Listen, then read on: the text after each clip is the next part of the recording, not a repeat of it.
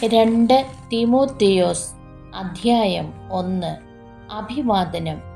യേശുക്രിസ്തുവിനോടുള്ള ഐക്യം വഴി ലഭിക്കുന്ന ജീവനെ സംബന്ധിക്കുന്ന വാഗ്ദാനമനുസരിച്ച് ദൈവഹിതത്താൽ യേശുക്രിസ്തുവിന്റെ അപ്പോസ്തോലനായ പൗലോസ് ശ്രേഷ്ഠപുത്രനായ തീമോഥെയോസിന് പിതാവായ ദൈവത്തിൽ നിന്നും നമ്മുടെ കർത്താവായ യേശുക്രിസ്തുവിൽ നിന്നും കൃപയും കാരുണ്യവും സമാധാനവും. വിശ്വസ്തനായിരിക്കുക. രാവും പകലും എൻ്റെ പ്രാർത്ഥനകളിൽ ഞാൻ സദാ നിന്നെ സ്മരിക്കുമ്പോൾ എൻ്റെ പിതാക്കന്മാർ ചെയ്തതുപോലെ നിർമ്മല മനസാക്ഷിയോടുകൂടി ഞാൻ ആരാധിക്കുന്ന ദൈവത്തിന് നന്ദി പറയുന്നു. നിന്റെ കണ്ണീരിനെ പറ്റി ഓർക്കുമ്പോഴൊക്കെ നിന്നെ ഒന്ന് കണ്ട് സന്തോഷഭരിതനാക്കാൻ ഞാൻ അതിയായി ആഗ്രഹിക്കുന്നു. നിന്റെ നിർവ്യാജമായ വിശ്വാസം ഞാൻ അനുസ്മരിക്കുന്നു.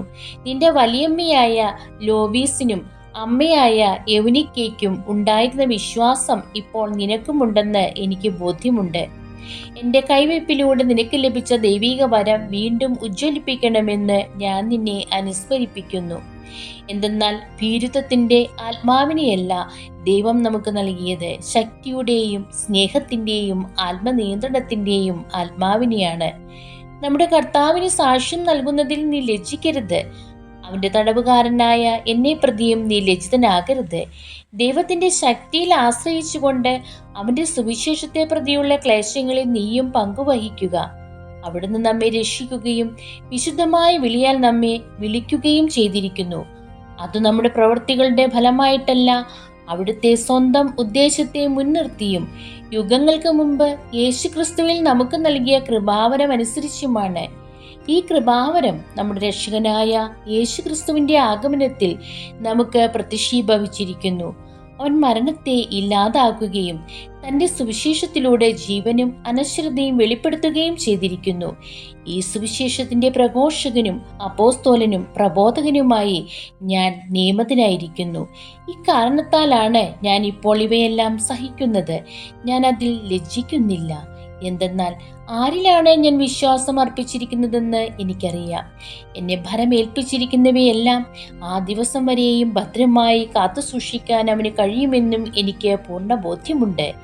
നീ എന്നിൽ നിന്ന് കേട്ടിട്ടുള്ള നല്ല പ്രബോധനങ്ങൾ യേശുക്രിസ്തുവിലുള്ള വിശ്വാസത്തിലും സ്നേഹത്തിലും നീ അനുസരിക്കുക, മാതൃകയാക്കുക. നിന്നെ ഏൽപ്പിച്ചിരിക്കുന്ന നല്ല നിക്ഷേപങ്ങൾ നമ്മിൽ വസിക്കുന്ന പരിശുദ്ധാത്മാവിന്റെ ശക്തിയാൽ കാത്തു സൂക്ഷിക്കുക. ഏഷ്യയിലുള്ളവരെല്ലാം എന്നെ ഉപേക്ഷിച്ചെന്ന് നിനക്കറിയാമല്ലോ. ഫിഗലോസും ഹെർമോഗോനസും അവരിൽ ഉൾപ്പെടുന്നു. ഒനേസിഫോറോസിന്റെ കുടുംബത്തിന്റെ മേൽ കർത്താവ് കാരുണ്യം ചൊരിയട്ടെ. എന്തെന്നാൽ അവൻ പലപ്പോഴും എന്നെ ആശ്വസിപ്പിച്ചിട്ടുണ്ട്. എൻ്റെ ചങ്ങലകളെ പറ്റി അവൻ ലജ്ജിച്ചിട്ടുമില്ല. അവൻ റോമായിലെത്തിയപ്പോൾ എന്നെപ്പറ്റി ആകാംക്ഷപൂർവ്വം അന്വേഷിക്കുകയും എന്നെ കാണുകയും ചെയ്തു. എഫേസോസിൽ വെച്ച് അവൻ ചെയ്ത സേവനങ്ങളെ പറ്റിയെല്ലാം നിനക്ക് നന്നായി അറിയാമല്ലോ.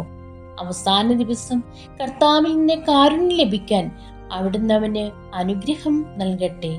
ദൈവമേ, സ്തുതി അങ്ങേക്ക് യോഗ്യമാകുന്നു.